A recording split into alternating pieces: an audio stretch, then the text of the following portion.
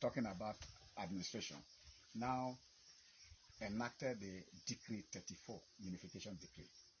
And this decree was one thing that led the Fulani-led government of the time that had a vacuum, because they never wanted the government to be handed over to anybody. You remember Ahmad Bali's comment, ruthlessly prevented not to hand over to anybody. So when an Igbo man became the head of state, they felt that it was Igbo people that flawed Igbo, whereas it was not just Igbo. And now Igbo man became the head of state. They get furious. And he now unifying with that unification decree. They forgot to know that he was not unifying the regions. It was only unifying the federal civil service. But they asked him to withdraw that unification decree. In fact, the northern elders asked Hassan Osman Kassina, the then Kaduna, the northern governor, the military governor, to tell Agin Rossi to withdraw that unification decree. Otherwise, they would declare Northern Nigeria Republic from the rest of Nigeria. So that was gone. But because he did not do what they wanted, they gathered, and you all know the story. He was killed in Ibadan. And a Nembe man also was killed alongside him. That Nembe man was the orderly to Brigadier Zakaria Maimalabi too, and was also an orderly aide-de-camp to Agin Rossi in the Congo War in 1960.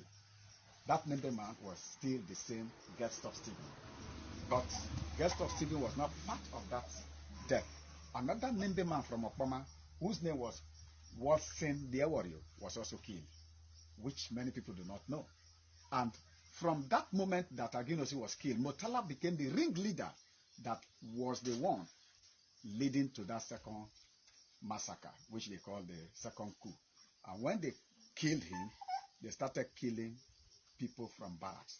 They did not only do that.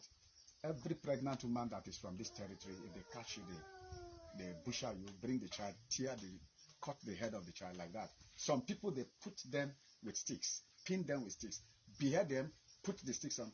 These are things that were very gruesome, that they have hidden those histories. Now, at the time, Ojukwu was the head of state, was the governor of the Eastern region. So when this scenario unfolded, Ojukwu told Agin Rossi that he should be careful with using the North to be his aid. But Agin Rossi, being a patriotic man, the Igbos are very patriotic people. Sorry to say for others that may hate them, I don't care. But they are very patriotic people. Because of their patriotism, they were not seeing this danger. They were still talking about one Nigeria at the time. But when Ojukwu, being the governor, they made Gowon to be the head of state, Ojukwu said no, Gowon can never be the head of state. I'm summarizing into two. Ojukwu cannot be, Gowon cannot be the head of state. The reason is, Gowon was a lieutenant colonel after other Eastern lieutenant colonels. Then there were two senior officers from Yoruba land, Brigadier Babafemi Ogundipe and another Colonel Adebayo. So Ojukwu was saying that, look, at the death of Agin Rossi, let it be that the position follows the military ranking. That they should give to Babatope, the Yoruba man, to be the head of state, since he's the highest living person at the time. Otherwise, Adebayo, if Ogundipe will not take it, or else to the other lieutenant colonels that are before Gowon. But no, they will not, until even the American ambassador, Albert Matthew, the British High Commissioner, Sir Comin Bruce, all of them pressed on Murtala. In fact, Murtala and Major Martin Adamu had written an address for Northern Nigerian Republic, handed that address to Gowon, who in turn handed that document to MD Yusuf, the then police special operation head. MD Yusuf is Mohammed Diko Yusuf. He was handed over to. And when he was given, he now handed that same document to his cousin, Justice Bello, at that time, who came to Lagos for corruption investigation in the Ministry of Communication or so, who saw the danger too, because already the British people have told them that they amalgamated the South and the North in order to use the wealth of the South to encourage that of the North. And that if they should break out at that time, they will suffer. So the British High Commissioner even told Murtala and his Martin Adamu, that if they leave that moment, they will suffer, so they should not. And that if Brigadier Ogundipe became the head of state, It will gather the world against the North. And so that is how they worked until they pacified their mind with Yakubu Gowon. Which is why when Ojukwu said no, it could not be because of his rank, they double promoted Yakubu Gowon into Major General. From Lieutenant Colonel, they bypassed Colonel, they bypassed Brigadier, and made him Major General. That is why Gowon became Major General. Now, with this contest between the Eastern governor and that of the federal government led to the Ghanaian president of that time, the Ghanaian military head of state, Lieutenant General Joseph Ankara, to invite Ojukwu and his team and that of the federal government to Aburi. And when they went to Aburi, Ojukwu presented a very fantastic document which, if Gowon had kept, we would not have been talking what we are talking today. But that document was a Confederate Republic of Nigeria. You go back and study what Confederate Republic is. Because of time, I will not be able to go into that details. So when they returned back, Ojukwu told Gowon that if Gowon will come and implement that document, he can now work with him. Gowon even stood up and embraced him. They were all camaraderie there. When they returned back, Ojukwu, because of that, felt that he has gone to make peace, right? Yeah. So he now announced to the Eastern regional people, those who escaped from the North, that he has made peace so they can go back to their areas of where they survived.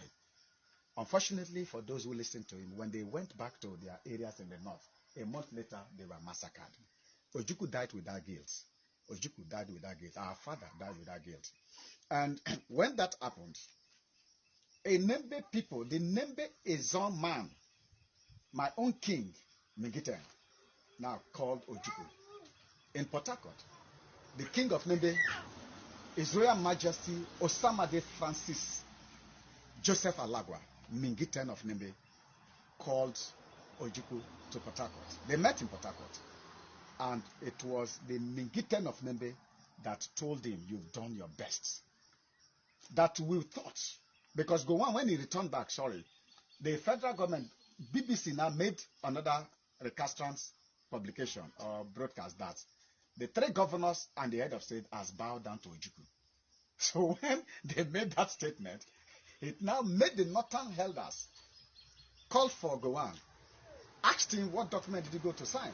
When they showed him, because they have been schooled by the British people, when he showed them, they say, no, you have to withdraw from some document, go back to one Nigeria.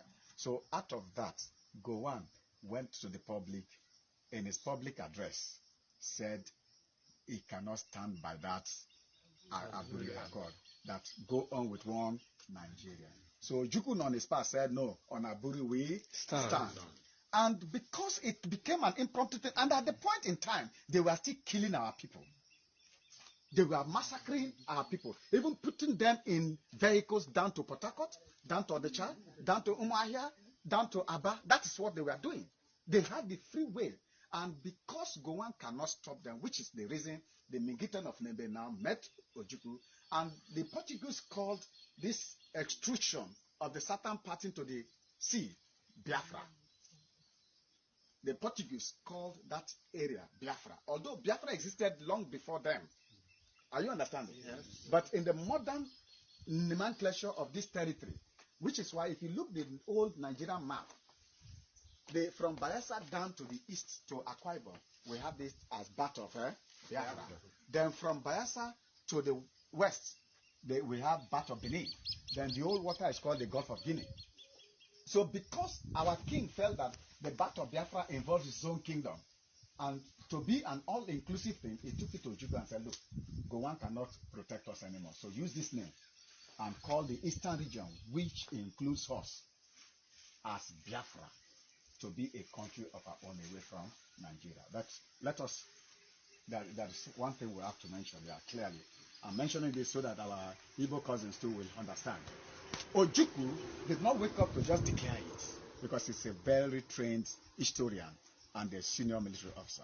So he asked my king, did you discuss this with your coastal elders? That's number one.